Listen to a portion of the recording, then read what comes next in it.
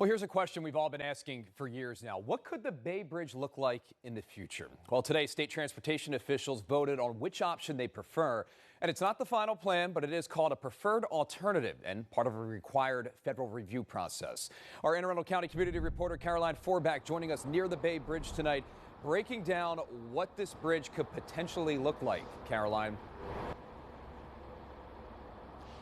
That's right, Rick, and we are at least several years away from seeing any construction, but officials say this option brings us closer to smoother travel across the Chesapeake Bay, but some locals were skeptical.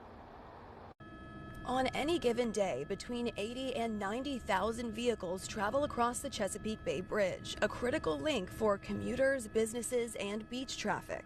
The thing is you got one bridge.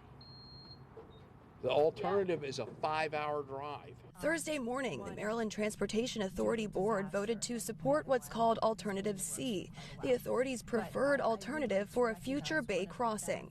Under that option, the state would build 2 new 4-lane bridge spans, remove the existing Bay Bridge, and widen US 5301 to 8 lanes near the crossing. Usually, if there's traffic, I don't leave my house. People who live near the bridge say traffic is their main concern. It's horrible. Can't go nowhere. It's already hideous over here. There's days you can't even get out of your house. Some locals, like Ed, worry that recommendation doesn't go far enough. You would have to widen it from D.C. to Ocean City. You got to build at least one more span across, probably further south. State officials say this option best supports travel needs with the least environmental impact, but the process is far from over.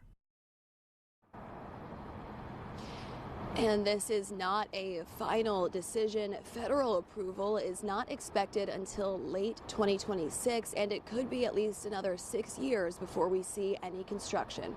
Reporting live on your corner in Stevensville, Caroline Forback for WJZ.